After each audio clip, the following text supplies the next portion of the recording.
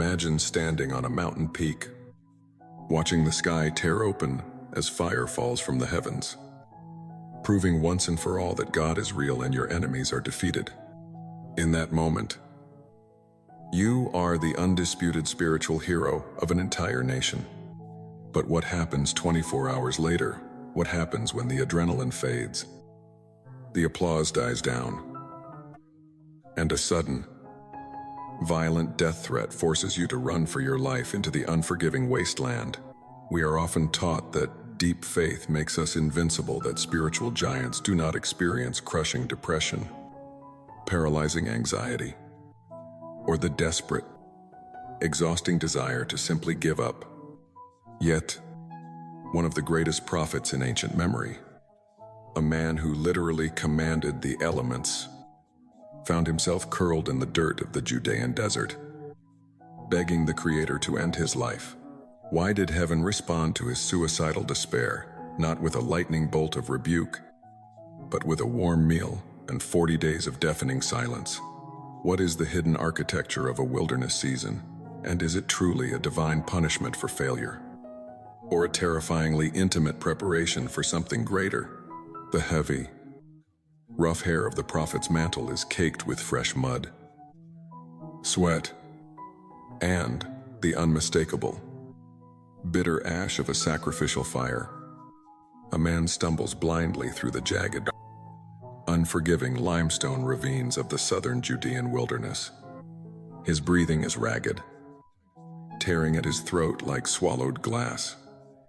His hands, which just hours earlier had been raised to the heavens in absolute commanding authority, are now trembling uncontrollably.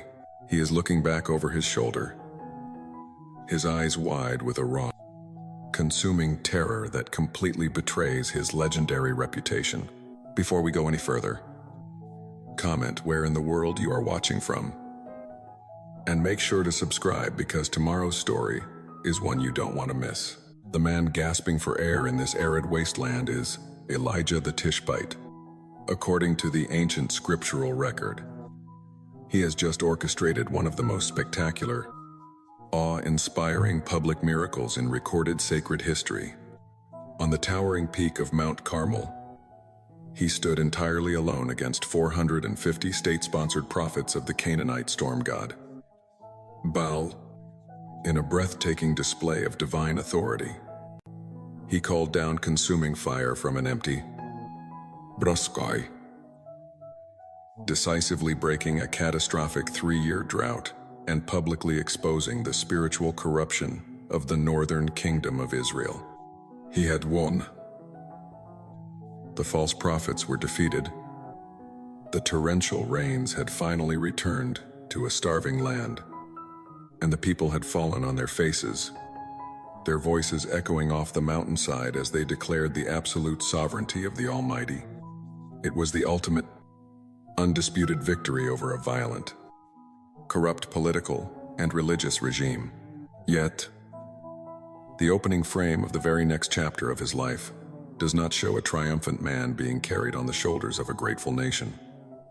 It shows a man whose entire physical, emotional, and psychological architecture has suddenly and catastrophically collapsed. The catalyst for this sudden devastation was a single, terrifying piece of parchment, a lethal decree issued by Queen Jezebel. Enraged by the public humiliation of her religious establishment, she did not surrender to the God of Israel. Instead, she weaponized the full, terrifying power of the state apparatus, sending a messenger to Elijah with a chilling vow she would have him hunted down and executed within 24 hours. For years, Elijah had boldly confronted kings. He had survived famine by a drying brook. He had raised a widow's son from the dead. He had never flinched in the face of impossible odds. But in this specific moment, upon hearing the queen's threat, something inside the iron-willed prophet shattered into 1,000 irrecoverable pieces. The adrenaline that had sustained him through years of intense, high-stakes public ministry the physiological and spiritual fire that kept him standing when everyone else had compromised, suddenly evaporated. The crash was violent, absolute, and deeply human. He did not pause to pray. He did not wait for a divine vision.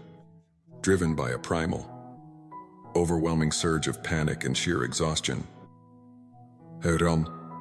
he fled the northern capital of Jezreel, sprinting southward for miles until he reached Beersheba, the final dusty outpost of civilization before the vast lethal expanse of the Negev desert. There is a profound, unsettling discomfort in witnessing this scene. We are often conditioned by modern religious culture to believe that spiritual heroes do not break. The historical force of institutional religion sometimes teaches us that a true believer operates in a state of perpetual, victorious faith, entirely immune to the frailties of human biology, clinical anxiety, or crushing depression. We expect the man who commanded the heavens to laugh at a political death threat. Instead, we are forced to look at a man who has given absolutely everything to his sacred calling, only to find himself utterly depleted. The victory on Carmel had cost him the last reserves of his physical and emotional strength. As he steps past the borders of Judah and disappears into the blinding, featureless wasteland, he is not just running away from an assassin's blade. He is running from the unbearable, crushing weight of his own existence, carrying a terrifying question that burns hotter than the desert sun. What happens when you do exactly what God asks? You win the ultimate victory. You sacrifice your entire life for the truth. And yet the nightmare still doesn't end. The descent into the wilderness is an act of deliberate, self-imposed exclusion. When Elijah reaches the southern border at Beersheba, he makes a profound and heartbreaking decision. He leaves his servant behind. This is not merely a logistical choice made out of concern for the young man's safety. It is the physical manifestation of a man cutting all remaining ties to the world of the living by dismissing his only companion. Elijah is consciously walking into the arid expanse of the desert to die alone. He strips himself of his community, his support system, and his identity as a leader. The great prophet voluntarily renders himself a ghost, choosing the suffocating silence of the sands over the painful reality of human interaction. He walks a day's journey deep into the brutal, sun-scorched terrain of the Negev, a landscape utterly devoid of water, shelter, or human memory. The heat is merciless, radiating off the cracked earth and blurring the horizon. Finally, his legs give out.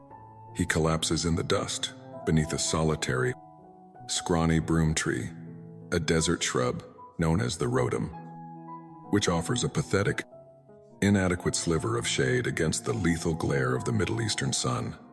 It is here, face down in the dirt, that the first false explanation of his condition begins to take root in his own mind. We often look at those who experience severe burnout or spiritual depression and assume they are suffering a crisis of faith. We are quick to diagnose their exhaustion as cowardice, or worse, as a sign of divine abandonment. But the cruelty of the wilderness is that the most vicious accusations do not come from our enemies. They echo from within our own exhausted minds, curled beneath the meager branches of the broom tree. Elijah voices a prayer that stands as one of the most intimate, devastating lamentations in sacred history. He does not pray for strength to fight Jezebel. He does not pray for another miracle of fire to consume his enemies. He prays for his life to be permanently extinguished. I have had enough. Lord, he whispers into the hot, dry wind, take my life. I am no better than my ancestors. In this single, breathless sentence, the sacred wound is violently exposed. Elijah is not just tired. He is crushed by the overwhelming belief of his own ultimate failure. Despite his fierce obedience, despite the spectacular miracle on Mount Carmel, the institutional corruption of Ahab and Jezebel remains completely intact. The nation's brief moment of repentance feels like a fleeting illusion. He looks back at his life's work, at the generations of prophets who came before him and failed to turn the hearts of the people, and he concludes that his life was completely meaningless. The false belief that consumes him is the idea that because he could not single-handedly save Israel, he is a failure, entirely unworthy of the heavy mantle he wears. This is a profound micro-humiliation. The man whose voice once shook the foundations of the royal court is now reduced to a fetal position in the dust, begging the Creator to release him from the unbearable burden of being alive. It is a terrifying, haunting image for any believer who has ever equated their spiritual worth with their visible, public success. If Elijah, the chariot of Israel, the prophet of fire, can be broken by the relentless pressure of a corrupt world, what hope is there for anyone else? Yet, in the midst of this heartbreaking exclusion, a hint of a hidden truth begins to quietly manifest. The historical record reveals something incredibly strange about God's response to Elijah's suicidal despair. In many religious traditions, expressing a desire to die or questioning the value of a divine mission would invite immediate heavenly rebuke. The institutional mindset would expect God to punish Elijah's lack of faith, or to strike him with a harsh sermon on courage, duty, and spiritual fortitude. But heaven does not respond with lightning. God does not yell at the broken man under the tree. He does not demand that Elijah get up, stop crying, and act like a warrior. When a believer is in the depths of the wilderness, they do not need another lecture. They desperately need to be comforted, protected, and heard.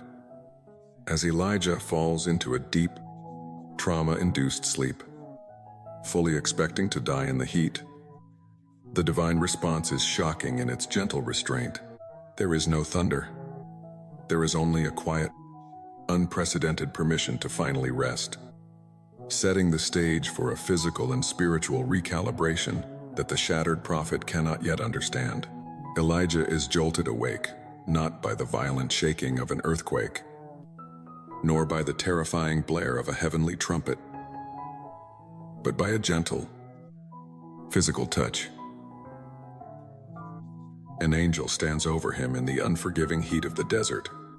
Beside the divine messenger is a simple, tangible miracle: a round cake of bread baking over hot coals, and a jar of cool water. The angel does not deliver a grand theological discourse. There is no reprimand for fleeing his post. The instruction is incredibly simple, addressing the most basic human need: get up and eat. Elijah eats the warm bread, drinks the water, and immediately falls back into his exhausted, heavy sleep. The trauma in his body and mind is so severe that a single meal is not enough to break the cycle of his collapse. God knows that spiritual healing cannot begin until the physical vessel is stabilized. Later, the angel returns, touches him a second time with profound tenderness, and says, "Get up and eat, for the journey is too much for you." This divine provision is exquisitely beautiful. Yet, as Elijah rises, it introduces a deepening of his sacred wound. The food miraculously sustains his physical biology, giving him the strength of 40 days from a single meal. But it does not immediately heal his soul. Fortified by the bread of angels, Elijah begins a grueling, terrifying trek deeper into the wasteland.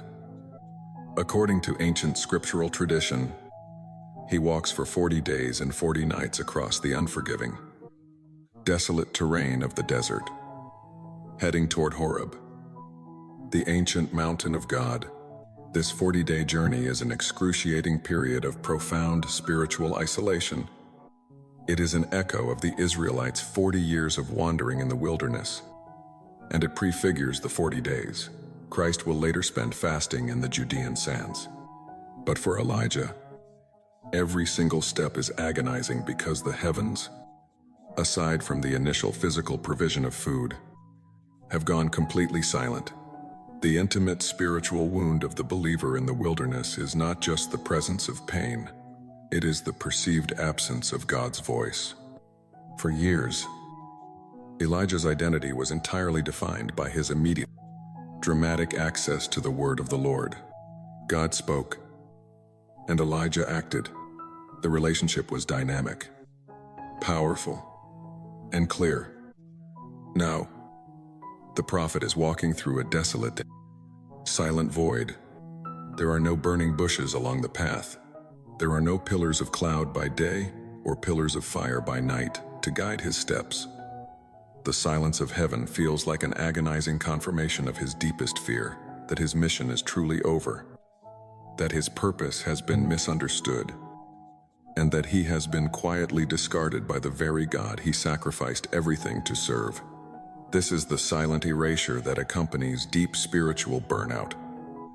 It is the haunting loneliness of walking miles in the dark, wondering if anyone in the universe even remembers your name or values your sacrifice. The world continues to turn. Jezebel continues to rule from her ivory palace. The injustice system of the northern kingdom thrives, actively hunting down anyone who speaks the truth, while the greatest champion of justice is forced into exile, wandering like a forgotten, irrelevant ghost among the limestone ridges. He needs to be guided. He needs to be forgiven for his perceived failures. But all he hears is the crunch of gravel beneath his sandals. Yet, even as the sacred wound deepens to the point of unbearable agony, the hidden truth is actively working beneath the surface of his pain. We should be careful not to overstate what can be definitively proven about the exact geography of this march. But the emotional and theological trajectory is undeniable. The 40 days of silence are not a punishment for his collapse. They are an intentional, necessary decompression. God is meticulously stripping away the noise of the world.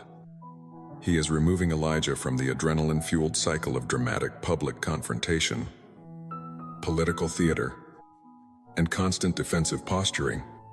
The prophet's physical body is moving forward, but his spiritual ego, the part of him that believed he was the indispensable savior of the nation, is slowly dying in the desert heat. He is being reduced to his most fundamental, fragile humanity. He is no longer the invincible prophet of fire. He is just a tired, broken man walking toward an ancient mountain, carrying a wound that only the silence can clean, waiting for a God he desperately needs, but can no longer hear. The jagged, imposing silhouette of Mount Horeb, also known in ancient memory as Sinai, finally pierces the horizon. This is the sacred epicenter of historical memory.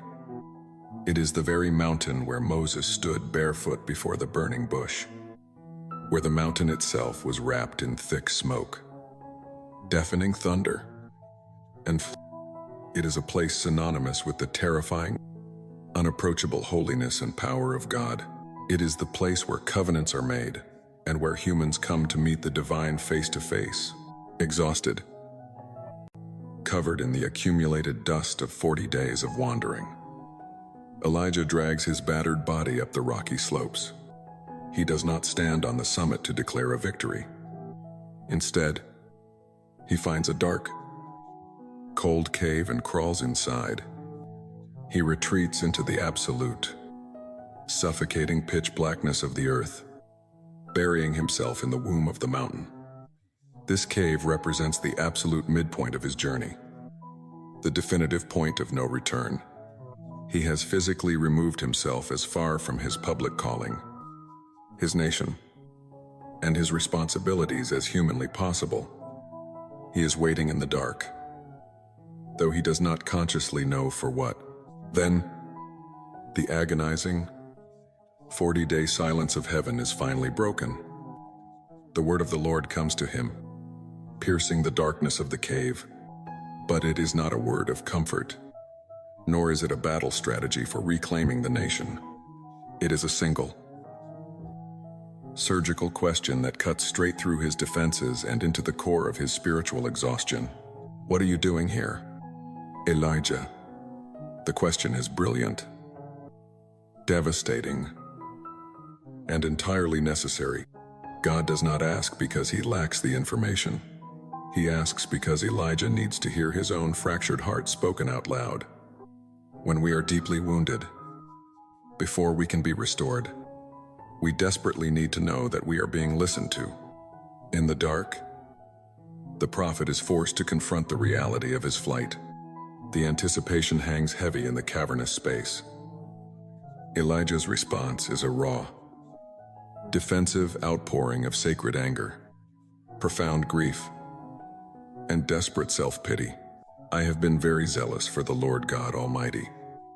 Elijah answers, his voice echoing off the cold stone.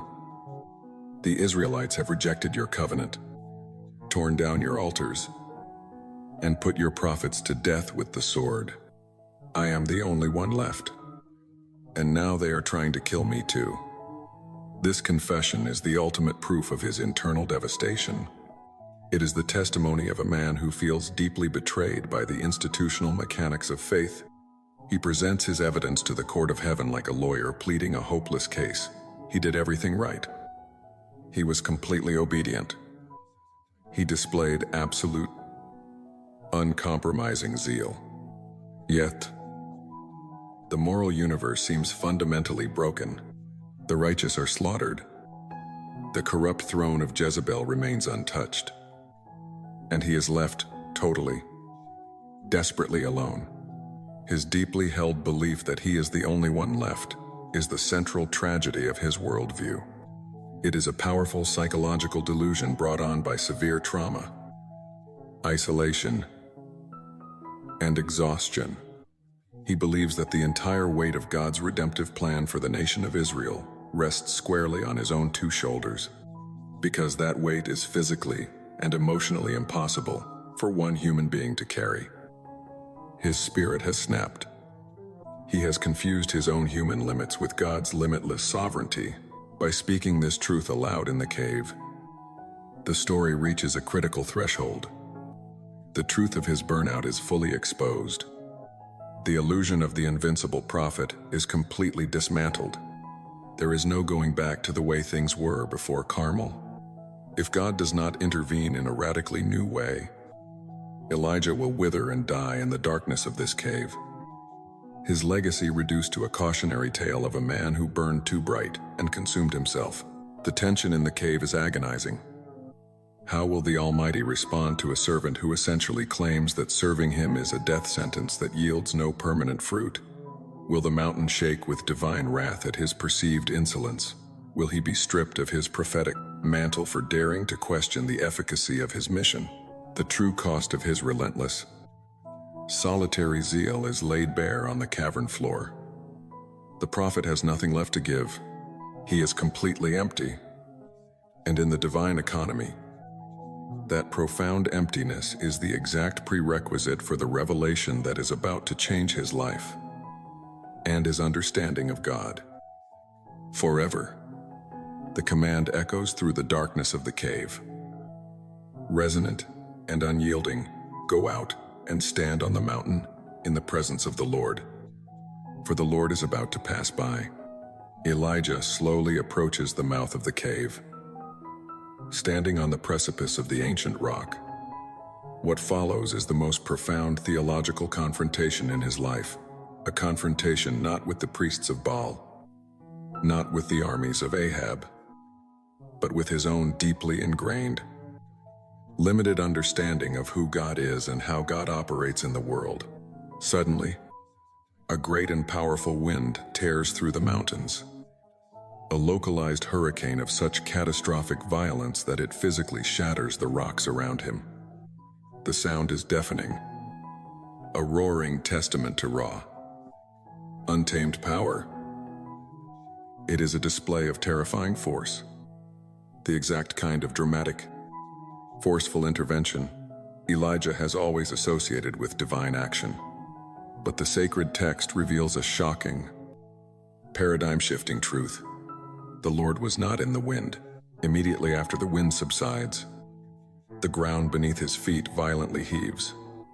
A massive earthquake shakes the foundations of Horeb, an overwhelming demonstration of geographic instability that threatens to swallow the prophet whole. The earth cracks and groans, a terrifying reminder of human frailty. But again, the revelation defies all expectation. The Lord was not in the earthquake. Then comes the fire. A raging, consuming inferno sweeps across the face of the mountain, lighting the sky with a terrifying brilliance. To Elijah, the prophet who famously called down fire on Mount Carmel to prove God's supremacy just weeks prior, this should be the ultimate, unquestionable manifestation of the divine presence. Fire is his signature. Fire is how he knows God is working. Fire is how justice is served. But the text repeats the stunning, humbling refrain. The Lord was not in the fire. Elijah has spent his entire ministry relying on the spectacular. He has fought the corruption of Ahab and Jezebel with dramatic, public, earth-shattering miracles. His theology, and indeed, the theology of much of the ancient world, equated the presence of God with overwhelming, violent, visible power. He believed that if God was going to fix the broken system, he had to do it with earthquakes and fire. And because the fire on Carmel didn't permanently fix the nation's heart, Elijah assumed God had failed, or that he himself had failed God. Then, the chaos suddenly stops. The wind dies, the earth settles, the flames vanish. In the wake of the catastrophic noise, there comes something entirely unexpected. Older translations call it a still small voice. Other linguistic traditions translate it as a gentle whisper, or most hauntingly, the sound of sheer silence. It is a quiet so profound, so delicate, and so intimately tender that it accomplishes what the wind, the earthquake, and the fire could not. When Elijah hears the whisper, the heavy, defensive walls of his trauma finally break. He takes his thick, rough hair mantle, the physical symbol of his heavy calling, his authority, and his agonizing isolation, and uses it to wrap his face. He steps out of the cave, completely humbled, shielding his eyes not from blinding light, but from the terrifying intimacy of the divine presence in the silence. This is the revelation that forces us to reevaluate the entire story. God is directly confronting the blindness of a religious mindset that only values loud, performative, spectacular victories. The hidden truth is that God's ultimate power is not found in the chaotic noise of public destruction, but in the quiet, persistent, sustaining grace of a whisper. God does not need our relentless performance. He is not dependent on our ability to single-handedly save the culture. The silence is the answer to Elijah's burnout. The fear, the cowardice of the cultural institutions, and the neglect of the people had driven him to the edge of death because he thought he had to fight them with their own weapons of loud, forceful power. But by revealing himself in the whisper, God is showing Elijah that his kingdom operates on an entirely different frequency. The preparation of the wilderness was designed to strip Elijah of his addiction to the spectacular, teaching him that God is just as present and just as powerful in the quiet, mundane moments of ordinary faithfulness as he is in the fire falling from the sky. The whisper tells the broken prophet that he is heard, he is valued, and he is safe. Standing at the mouth of the cave with his face covered by his heavy mantle, Elijah hears the gentle whisper repeat the exact same question. "What are you doing here?" "Elijah, Elijah," still processing the overwhelming intimacy of the moment, repeats his exact same broken confession. I have been very zealous. I am the only one left, and they are trying to kill me. But this time, the response from heaven is not a demonstration of elemental power. It is a meticulous, deeply compassionate act of restoration. God does not dismiss his pain, but he gently and firmly dismantles the specific false belief that has been crushing Elijah's soul. He addresses the prophet's intimate spiritual wound, the agonizing delusion of complete isolation. God tells him clearly and definitively, "You are not alone, yet I reserve 7,000 in Israel." The Lord whispers, "All whose knees have not bowed down to Baal, and whose mouths have not kissed him." This revelation is a massive moral reversal. Elijah had evaluated his success based only on what he could see, the corrupt throne of Jezebel, the silence of the masses, and the threat to his own life. But the divine reality was entirely different. Hidden in the caves, scattered across the countryside, a quiet, unseen remnant had remained faithful. Elijah's public stand had not been a failure. It had given courage to thousands of invisible believers whose quiet faithfulness was just as precious to heaven as the fire on Carmel.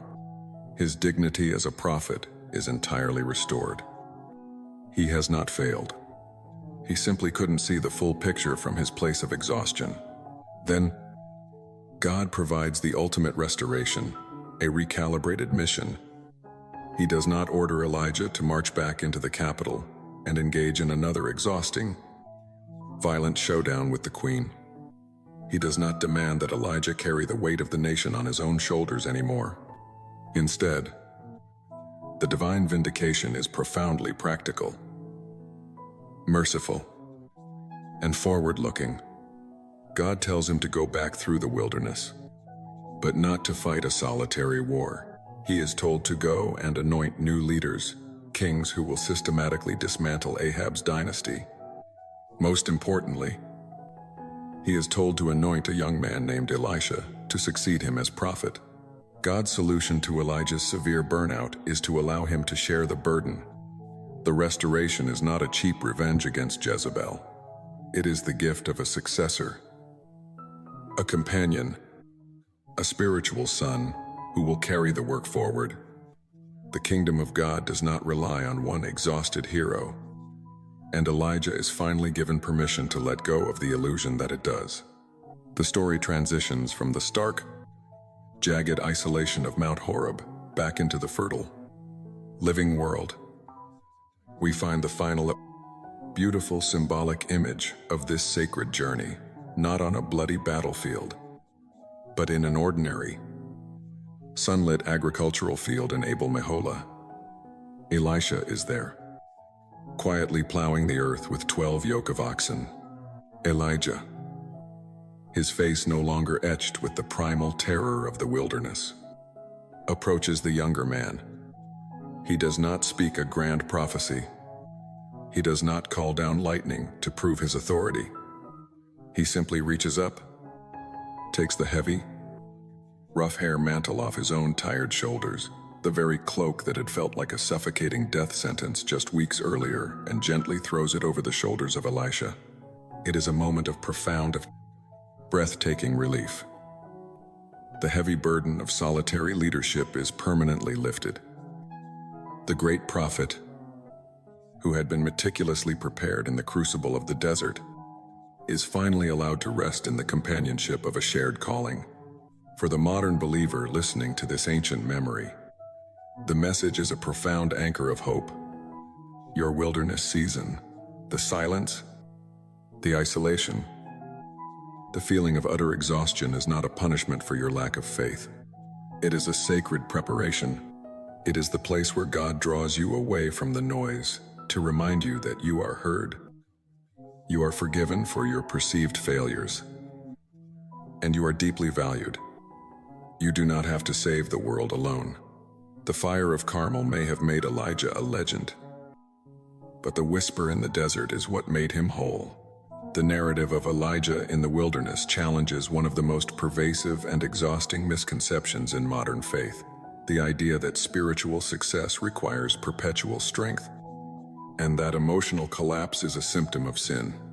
We often build a transactional theology where we assume that if we are perfectly faithful, God will spare us from anxiety, burnout, or the profound loneliness of being misunderstood. But the historical memory of the prophet reveals a beautifully disruptive truth. Elijah's darkest, most desperate moment did not come after a moral failure. It came immediately following his greatest spiritual triumph. The lesson here transcends the ancient desert and speaks directly to the sacred dignity of human limitation. We live in a culture that demands constant noise, relentless productivity, and immediate results. We expect God to answer our crises with earthquakes and fire. But when we reach the absolute end of our physical and emotional endurance, heaven does not meet us with a demand for better performance. Instead, we find a God who bakes bread over hot coals, honors the biological necessity of sleep, and speaks in the quietest of whispers. The wilderness season is rarely a penalty box for the broken. It is a divine recalibration. It strips away our reliance on spectacular, fiery victories, which often inflate our egos and isolate us from community, and teaches us the quiet, sustainable rhythm of shared burdens. It reminds us that God's kingdom does not rest solely on our exhausted shoulders. Whether you are running from a tangible threat or merely hiding in the dark cave of your own burnout, the whisper at the mouth of the mountain offers the same profound mercy. You are allowed to rest. You are not alone. And it is finally safe to let someone else help carry the mantle. Thank you for walking through the quiet of the wilderness with us today.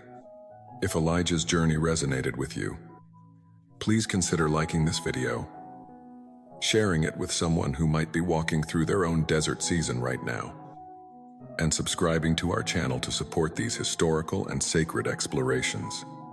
We would deeply value your perspective in the comments. Have you ever experienced a wilderness season that felt like a punishment, only to realize later it was actually preparing you for a new chapter? How did you find the gentle whisper of God in the chaotic noise of your own life? Please share your reflections below. Your story might be the exact encouragement someone else desperately needs to read today, and be sure to join us next time as we uncover the forgotten history of a sacred relic that vanished during the violent fall of an empire, only to miraculously reappear centuries later to alter the course of a king's destiny.